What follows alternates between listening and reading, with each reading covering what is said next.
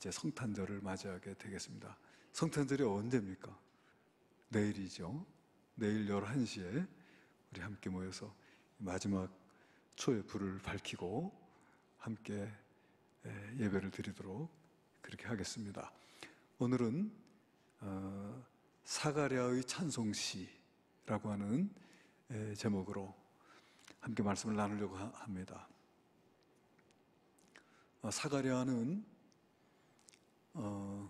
성경에 보니까 아비야 반열의 제사장 이렇게 되어 있습니다. 아비야 반열의 제사장이고 그의 아내는 아론의 자손으로서 엘리사벳이라고 하는 아내입니다. 그 두 사람은 나이가 많고 자식이 없었다 이렇게 되어 있습니다. 그 아내 엘리사벳이 아이를 갖지 못하고 이제 나이가 많아질 때까지 자녀를 얻지 못한 그런 제사장의 가정입니다. 그런데 이 사가랴라고 하는 제사장이 자기 순번이 되어서 성전에 들어와서 분향하고 섬길 때 주의 사자가 나타났어요. 가브리엘이라고 하는 천사가 나타나서 이제 내 아내 엘리사벳이 내게 아들을 낳아주리니 그 이름을 요한이라 하라 라고 하는 이 말씀을 주신 거예요. 그런데 사가랴가 그 천사의 말을 믿을 수가 없습니다. 내가 늙었고 내 아내도 나이가 많은데 어떻게 이런 일이 있을 수가 있겠습니까? 이제 우리는 다 이제 아이를 생산할 수 있는 모든 기능을 다 잃었습니다. 이 말이지요. 그런데 그 천사가 이런 말을 합니다. 아이를 낳을 때까지 네가 말을 못하게 될 것인데 네가 내 말을 믿지 않았기 때문이고 때가 되면 이 일이 이루리라. 그런데 그때서부터 사가랴가 벙어리가 돼버리고 말았습니다. 말을 못해요. 분향하는 일이 다 끝나서 이제 성전 밖으로 나왔는데도 말을 못해. 그러니까 사람들이 그 말을 못하는 그 모습을 보고 아, 그가 성전에서 환상을 보았구나 이렇게 생각을 했습니다. 자기의 모든 일이 끝나서 집으로 돌아온 이후에 과연 그 천사의 말대로 그 아내 엘리사벳이 아이를 가지게 돼요. 그러니까 참 놀라운 하나님의 역사가 일어나게 된 것이죠. 그리고 이제 때가 되니까 이 엘리사벳이 해산을 하게 되었습니다. 해산을 하고 8일이 되었을 때 여러분 유대인들은 그 할례 받는 날 모든 친지들이 다 함께 모여가지고 잔치를 합니다. 할례도 베풀면서 이 아이를 축복하고 하는 이제 그런 잔치를 이제 벌이게 됐겠죠. 그런데 이제 이 아이의 이름을 뭐라고 할까? 라고 하니까 엘리사벳이 요한으로 하겠다는 거예요. 그러니까 모여있는 모든 친지들이 야, 우리 집안에는 그런 이름 없는데? 그런 이름이 없는데 어떻게 그런 이름으로 짓겠느냐고 하면서 이제 사가랴를 바라봤겠죠? 근데 사가랴는 말을 못하니까 뭐 좀 쓸 것 좀 갖고 와라고 이렇게 해가지고 쓸 것을 가지고 왔어요. 거기다가 사가랴가 요한이라고 씁니다. 그러니까 모든 사람들이 참 의아하게 생각하고 있는 그때 사가랴의 입이 풀리면서 말을 하기 시작하는 거예요. 아, 그러니까 모여있는 모든 친지들이 야, 이것이 과연 하나님께서 하시는 일이구나 하면서 이 나이 많아 임신한 엘리사벳, 그가 낳은 이 아이가 장차 어찌 될꼬 하는 그런 말을 하고 있을 때 이 사가랴가 입이 풀리고 다시 말을 하게 되면서 오늘 말씀 보면은 성령의 충만함을 입었다. 그 아내 엘리사벳도 그 마리아가 방문했을 때 성령의 충만함을 입지 않았습니까? 이 부부가 모두 다 성령의 충만함을 경험하는 것이죠. 이 사가랴도 성령의 충만함을 입었어요. 자기가 성전에서 분향할 때 나타났던 그 가브리엘 천사의 말대로 자기 아내가 임신을 하고 또 때가 되면 이 아이가 태어나고 이 아이가 태어나서 그 이름을 요한이라 할 때 자기의 입에 맺혔던 모든 것들이 풀리면서 다시 말을 하게 될 때 정말 살아계신 하나님, 살아서 역사하시는 하나님에 대한 이 거부할 수 없는 그 하나님의 그 역사하심을 받아들이게 되는 것이죠. 받아들이면서 성령의 감동을 받아서 일어나서 이제 하나님을 찬양하는 것입니다. 오늘 우리가 읽은 내용이 그 사가랴의 찬송시예요. 그 붙인 사가랴가 성령의 충만함을 받아 예언하여 이르되 찬송하리로다 주 이스라엘의 하나님이여 그 백성을 돌보사 속량하시며, 이렇게 찬양을 하고 있어요. 그러니까 이 찬송시, 하나님을 찬양하는 그 첫 번째 이유가 뭐냐면은 그 백성을 돌보고 속량하셨다. 개역 성경에 보니까 그 백성을 돌아보사 속량하시고 이렇게 돼 있어요. 여기는 돌보사 또는 돌아보사 이렇게 번역되어진 그 헬라어의 원어의 의미는 찾아온다, 그런 뜻입니다.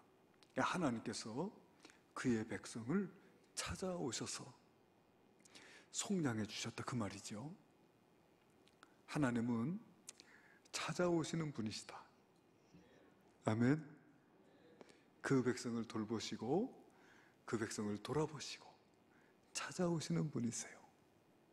여러분, 이스라엘 백성들이 그 애굽에서 400년 동안 종살이를 할 때, 여러분, 그 노예살이가 자기의 의지와는 상관없이 그 주인의 명령대로 움직이는 존재입니다. 마치 짐승이나 아니면 기계처럼 주인의 뜻에 의해서 움직여지는 그런 존재예요. 그래서 이 노예 근성이라고 하는 것은 아주 수동적이고 피동적인 삶을 사는 거예요. 그들이 주로 하는 일이 뭐냐면은 우상을 만들거나 우상의 신전을 짓는 일들입니다. 그런 일들을 위해서 이른 아침부터 늦은 밤까지 뼈가 부서지게 일을 하는 거예요. 자기의 그 모든 생명을 그 일을 위해서 다 소진하는데 그 일이 무가치하고 의미 없는 일일 뿐만 아니라 죄악된 일이라고 하는 거예요. 할 일 없이 우상이나 만들고 우상의 신전이나 짓는 그런 삶을 사느라고 자기의 모든 생명을 다 소진해버리는 헛된 인생을 살고 있는 거예요. 그러면서도 그 육신이 고달파, 아프고 병들고 괴롭고 그렇게 낡아져가는 삶을 살아가고 있을 때 너무나도 고통스러워서 신음하고 울부짖고, 그때 여러분 성경에 보니까 하나님께서 이스라엘 백성들을 찾아오셨어요. 내가 그들의 신음소리를 듣고 내가 그들의 고통을 보았다고 주님께서 말씀하고 계신 것입니다. 찾아오시는 주님. 여러분, 이스라엘 백성들이 이제 광야로 인도하심을 받고 광야에서 하나님을 거역함으로 40년 동안을 광야에 그 정말 고난을 받지 않습니까? 그리고 가나안 땅 들어가서 그 가나안 땅 정복 전쟁을 벌이고 또 살아가는 동안에 하나님의 말씀을 어기는 것이죠. 그 원주민들과 교제하지 말고 그들의 풍속을 따라하지 말고 그들의 신을 섬기지 말고 이런 그 하나님의 말씀을 다 어기고 살아감으로써 하나님께서 이스라엘 백성들을 징계하실 때 그 주변에 있는 족속들, 미디안 족속이나 블레셋이나 암몬이나 모압이나 그 주변에 있는 국가들을 통해서 이스라엘을 징계하시고 그렇게 하셨어요. 그래 이제 북왕국 이스라엘은 아수르에게 멸망당하고 남왕국 유다는 바벨론에게 멸망당하고 그렇게 해서 포로로 끌려가서 다시 하나님의 은혜로 돌아오잖아요. 돌아오지만 역시 헬라의 식민 지배 아래 놓이게 되었다가 로마의 식민 지배 아래 놓여진 그런 삶을 살게 되지요. 무엇보다도 더 고통스러운 것은 뭐냐면은 말라기 선지자 이후에 400년 동안 선지자가 없는 거예요. 하나님의 백성이라고 일컬어지는 민족이지만은 하나님의 말씀이 없는 거예요. 하나님의 말씀이 없는 하나님의 백성, 마치 버려진 사람처럼 참으로 비참한 삶을 살아가는 것이죠. 그런 가운데 우리 예수님이 오신 것입니다. 이 어둠의 땅에, 이 사망의 그늘진 땅에 우리 주님께서 빛으로 생명으로 오신 거예요. 할렐루야. 그것이 바로 우리가 기념하는 성탄입니다. 찾아오신 주님. 찾아오셔서 우리를 속량해 주셨다. 이 속량이라고 하는 것은 여러분 그 뜻이 말이에요. 노예를 자유하게 해준다는 뜻이에요. 노예를 값주고 사가지고 그 노예의 문서를 찢어버림으로써 그 노예에게 이제 자유를 주는 거예요. 그것을 속량이라고 합니다. 그것을 하시기 위해서 이 땅에 오셨다는 거예요. 알렉스 헤일리라고 하는 사람이 쓴 책이 있습니다. 그 책이 베스트셀러가 됐는데 그 책 이름이 뿌리예요. 뿌리. 영화나 또는 드라마로 상영된 적이 있어요. 우리나라에서도 뿌리라고 하는 그 드라마를 여러분 보신 기억이 나실 겁니다. 안 나요? 나지요? 안 나는 사람처럼 딱 그래요. 이제 그 드라마를 통해서 보면은 그 백인들이 그 흑인들에게 저질렀던 만행에 대해서 우리가 이제 알게 되지요. 그 흑인들이 그 아름다운 땅 아프리카에서 가족들 또 친지들 이웃들과 함께 이렇게 살아가고 있을 그때 백인들이요 마치 짐승을 사냥하듯이 흑인들을 잡아가는 거예요.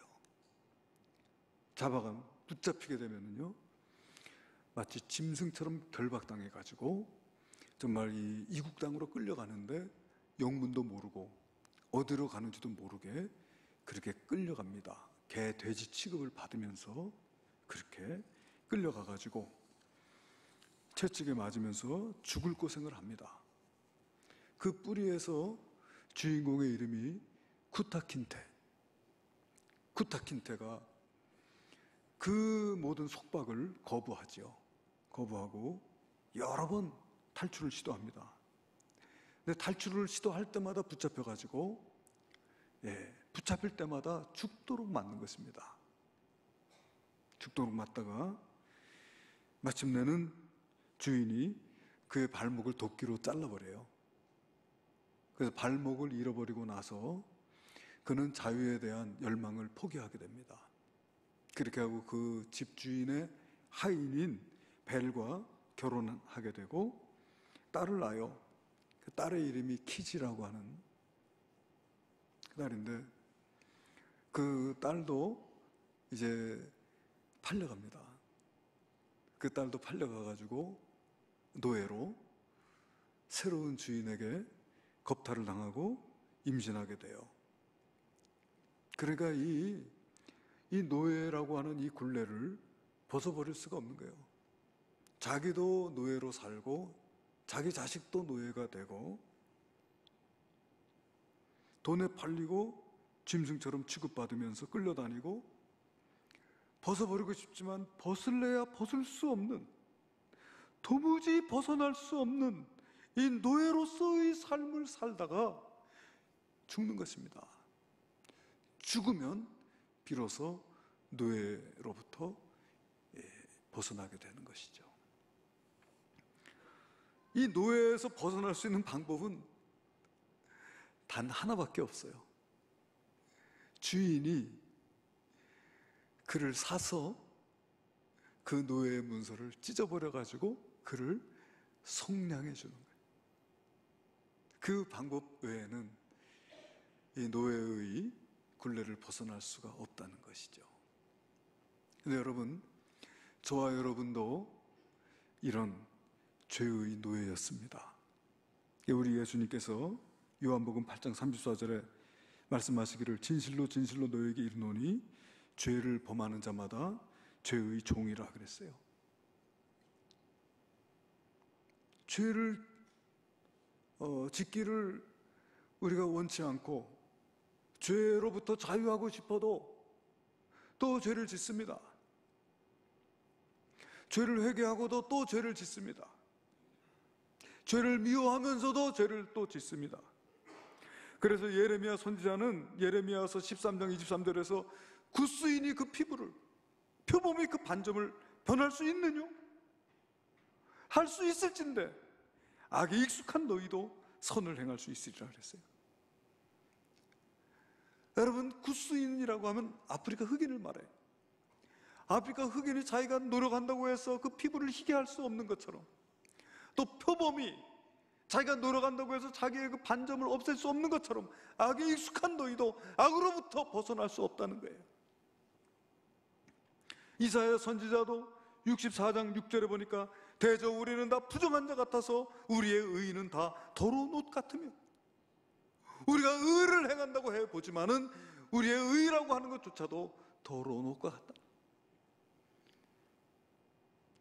왜 그런가 하면요, 우리가 의를 행하면요, 내가 의를 행했다라고 하는 그런 자만심과 교만에 쉽게 빠져버리는 게 우리 인간들입니다.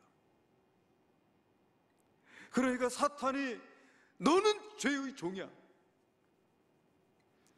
이렇게 죄라고 하는 사슬로 우리를 얽어매가지고 우리를 끌고 다닙니다. 채찍질을 하고 계속 죄를 짓게 하고 대를 이어서 죄를 짓게 하고 우리의 영혼을 파괴합니다. 흑인들이야 죽으면 노예에서 벗어날 수 있지만 우리는 죽어도 죄의 굴레에서 벗어날 수 없는 것은 죽음이 끝이 아니야. 한 번 죽는 것은 너에게 정해진 것이요 그 후로는 심판이 있으리라. 이것이 히브리서 9장 27절 말씀이에요. 죽음 이후에도 그 죄로 말미암아 하나님의 어미하신 심판대 앞에 설 수밖에 없다는 것입니다. 그 하나님의 심판대, 불과 유황으로 타는 못에 참여하리니 이것이 둘째 사망이라. 이것이 죄인의 결국인 것이죠. 이 죄의 굴레에서 벗어날 길이 전혀 없어요. 벗어날 수 있는 방법은 단 하나요. 누군가 나의 이 죄의 값을 지불하고 나를 속량해 주는, 그 외에는 방법이 없는 거예요.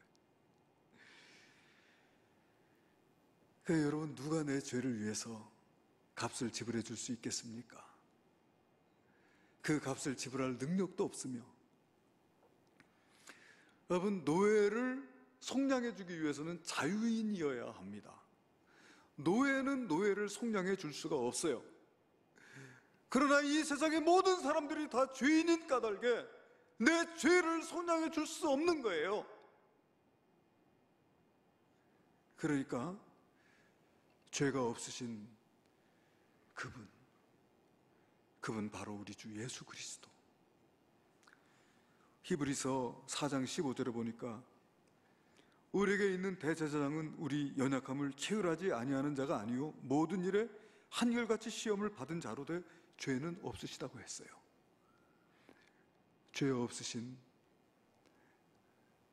하나님의 어린 양, 그분이 내 죄값을 지불해 주면 내가 그 죄의 굴레에서 벗어날 수 있는데,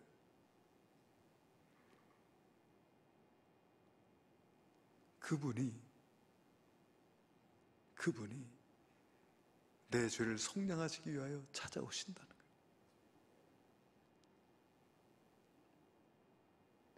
참으로 어처구니 없는 일입니다, 사실은. 그분이 왜 그렇게 하셔야 됩니까? 그분이 그 고귀하신 생명을 왜 나를 위해서 버리셔야 합니까?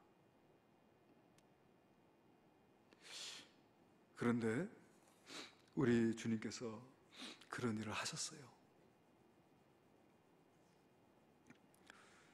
여러분, 이스라엘의 그 짐승을 잡아서 그 짐승을 찢어서 불살르고 그 피를 제단에 뿌림으로써 속죄를 받게 되어 있습니다.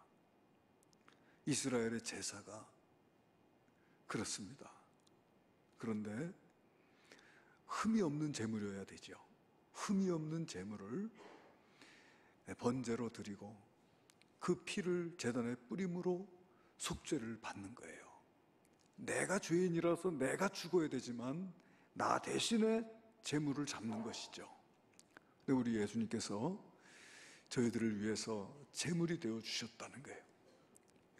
그분은 죄가 없으신 흠이 없는 하나님의 어린 양으로서 우리의 모든 죄를 지시고 십자가에 달리셔서 살 찢기고 물과 피를 남김없이 다 흘려주심으로써 우리의 죄의 값을 지불해 주셨다는 거예요.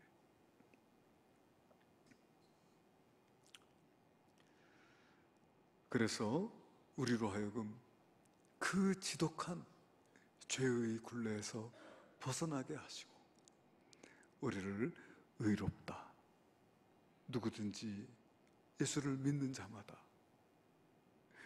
의롭다 인정을 해주신 거예요. 내가 의로워서가 아니에요. 내가 죄를 이길 수 있어서가 아니야. 내가 이제 죄를 회개하고 용서받았으니 다시는 죄를 짓는 일을 하지 않기 때문에 그런 것이 아니에요. 나는 여전히 부족하고 나는 여전히 죄인이지만은 내가 죄가 없다고 하나님께서 인정해 주신다, 이것입니다. 할렐루야. 그래서 의인이 된 거예요. 내가 죄를 안 짓는 사람이 되었다는 뜻이 아니에요.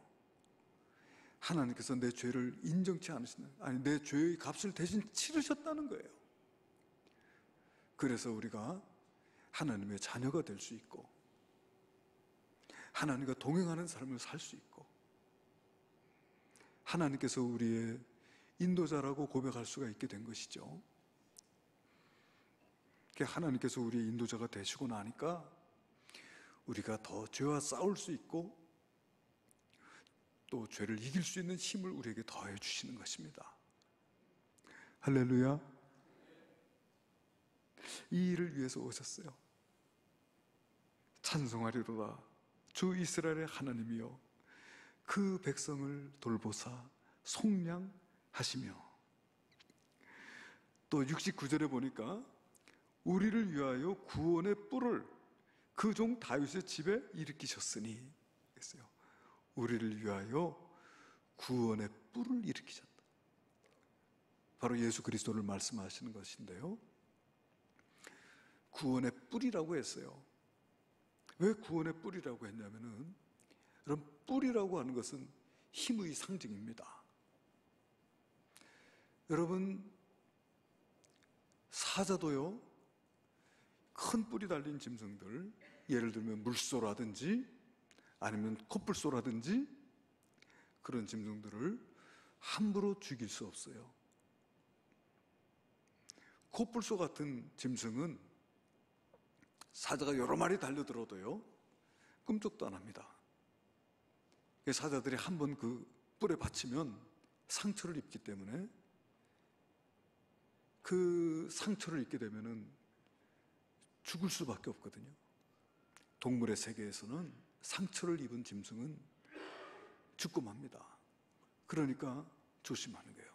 이게 뿔에 권세가 있어요. 뿔에. 왜 구원의 뿔로서 오셨는가 하면, 그 다음 절에 보게 되면은 71절에 우리 원수에게서와 우리를 미워하는 자의 손에서 구원하시는 그 일을 하시기 위해서 그 능력을 갖고 오셨다, 그 말입니다.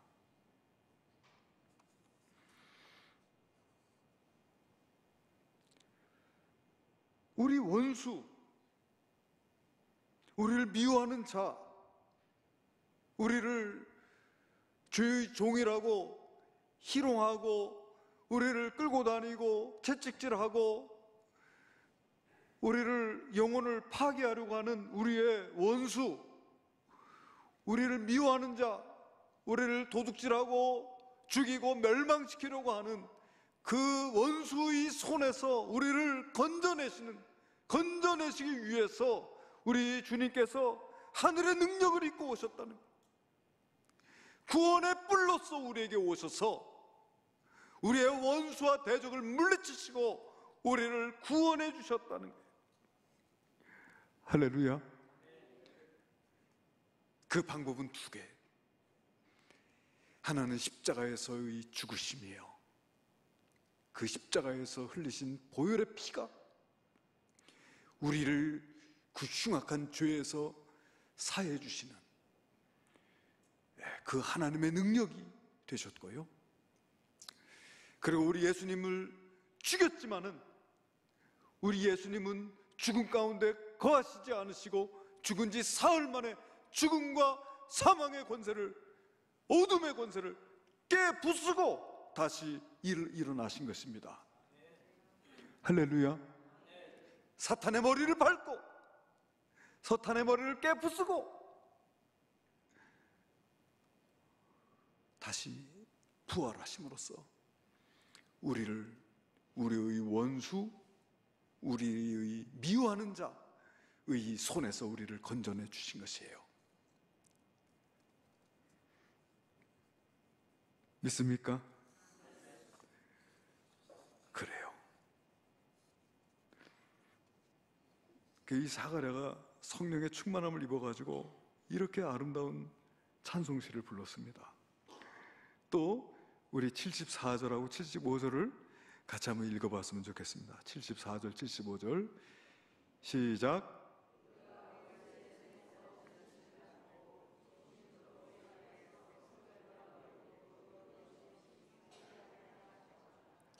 아멘. 우리가 원수의 손에서 건지심을 받고 정신토록 주의 앞에서 성결과 의로 두려움이 없이 섬기도록 인도해 주셨다. 이것을 이루시기 위해서 오신 것입니다. 우리는 예수님의 보혈로 하나님과 화목함을 이루게 된 것입니다. 이전에는 우리는 죄인이라 하나님과 원수된 자였지만은 예수님께서 하나님과 우리 사이에 가로막혀 있는 벽을 깨부수고 하나님 앞에 우리를 설 수 있도록, 그래서 우리가 하나님 앞에서 살아가고 또 하나님과 동행하는 삶을 살아갈 수 있도록 인도해 주신 거예요. 믿습니까? 하나님은 우리의 힘이 되시고 우리의 도움이 되시고 또 하나님은 우리의 피난처가 되시고 또 나의 반석이 되시고 그분은 선한 목자가 되셔서 나를 푸른 초장과 실만한 물가로 인도해 주시는 거예요. 종신토록 때로는 우리가 사망의 음침한 골짜기로 다닐 때도 있겠지요.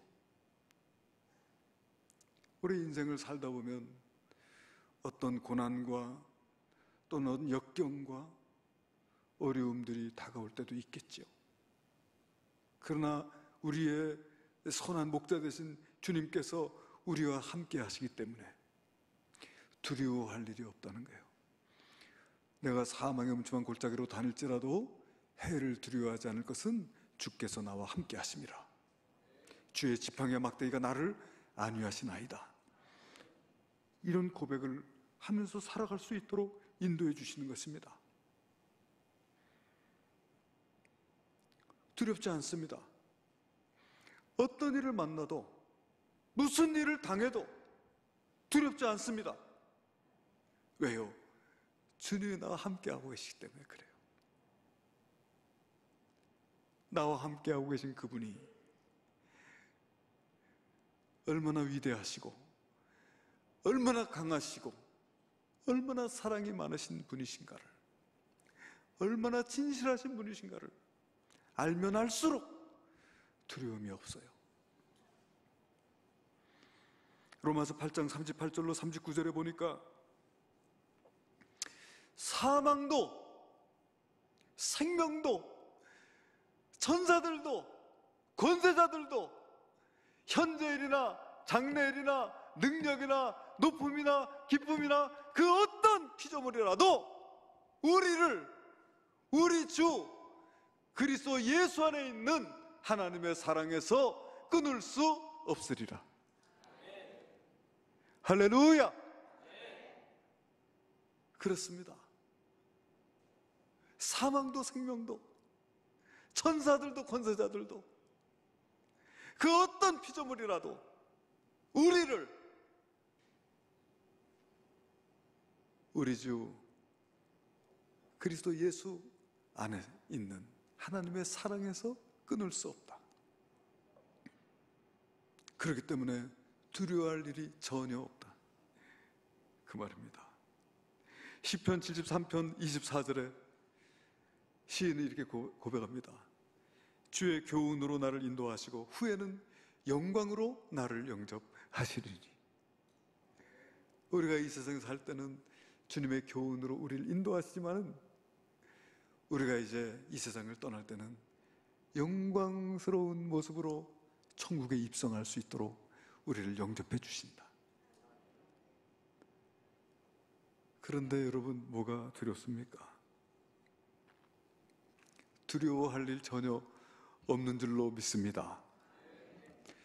대산을 넘어 험곡에 가도 빛 가운데로 걸어가면 주께서 항상 지키시기로 약속한 말씀 변치 않네. 할렐루야.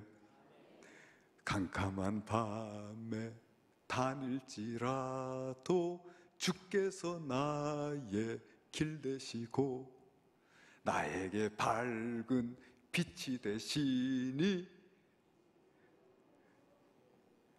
길 잃어버릴 염려 없네. 할렐루야. 예, 태산을 넘어서 험곡에 가도 캄캄한 밤에 다닐지라도 주님께서 내 길 되시고 내 빛이 되셔서 아무런 염려 없어요. 태산이 무서운 게 아니에요. 험곡이 무서운 게 아니에요. 캄캄한 밤이 무서운 게 아니에요. 정말 무서운 것은 내가 주님을 잃어버리는 것이 무서운 것이에요. 내가 주님과 함께 할 수 있다면, 내가 주님 앞에 서 있을 수 있다면 언제든지 어디서든지 두려워할 일 전혀 없는 줄로 믿습니다. 그리고 우리로 하여금 우리 주님께서는 우리의 마음을 하늘에 두고 살아가도록 인도해 주셨어요. 저 높은 곳을 향하여 날마다 나아갑니다. 내 뜻과 정성 모두어 날마다 기도합니다. 내 주여 내 맘 붙드사 그곳에 있게 하소서. 그곳은 빛과 사랑이 언제나 넘치옵니다. 할렐루야. 네.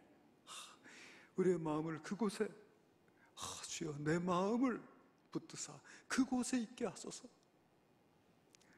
그래서 그 땅을 바라보고 그 땅을 소망하고 우리 주님 앞에서 주님께서 내게 허락하실 그 은혜를 기억하면서 오늘을 살아가게 하시고, 또 내가 이 세상에서 헛된 것을 구하지 아니하고 이 땅에서 내게 맡겨주신 사명 앞에서 살아갈 수 있도록 인도해 주시는 거죠. 얼마나 감사합니까? 정신토록 주의 앞에서 성결과 의로 두려움이 없이 섬기도록 인도해 주셨다. 우리 주님께서 이 일을 위해서 이 땅에 오셨습니다. 정신토록 복된 삶을 살아가도록 인도해 주십니다. 이 성탄은 바로 우리 주님의 이 땅에 오심, 우리를 돌보시고 우리를 속량하시며 구원의 뿔로 우리를 원수의 손에서와 우리를 미워하는 자들의 손에서 건져내시고 우리를 종신토록 주 앞에서 성결과 의로 두려움이 없이 섬기도록 우리를 인도해 주시기 위해서 오신 주님, 그날 바로 성탄입니다. 이제 우리 그날을 다시금 우리의 마음속에 깊이 돌아보면서 우리 주님의 베푸신 은혜를 누림의 삶으로 나아가야 할 것입니다. 내가 더 온전히 누리도록 도와주옵소서. 나를 더 큰 믿음의 자리에 설 수 있도록 도와주옵소서. 주님, 내 눈을 조금 더 여사 주님을 바라볼 수 있도록 인도해 주옵소서. 그렇게 고백하면서 이 성탄을 맞이해야 될 줄로 압니다. 메리 크리스마스. 우리 한번 좌우에 계신 분들 한번 인사해 보겠습니다. 메리 크리스마스.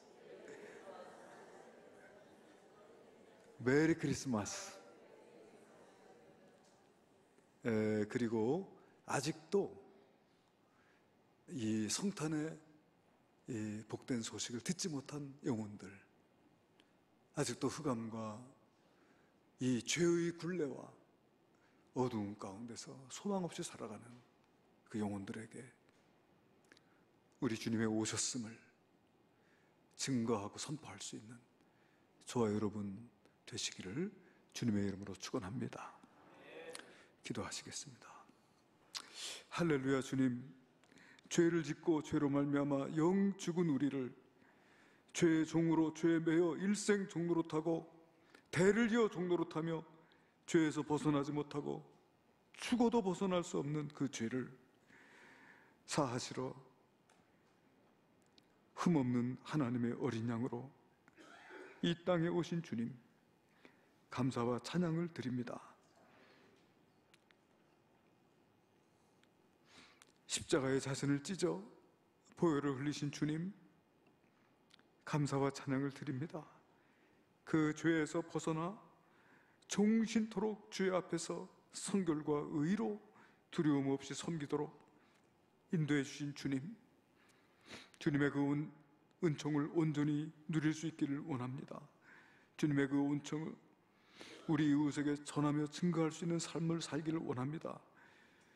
큰 믿음 위에 붙으셔서 주여, 이 십자가, 이 성탄의 의미를 깊이 섬길 수 있는 저희들 될 수 있도록 인도하여 주시옵소서. 귀하신 예수님 이름으로 기도하옵나이다. 아멘.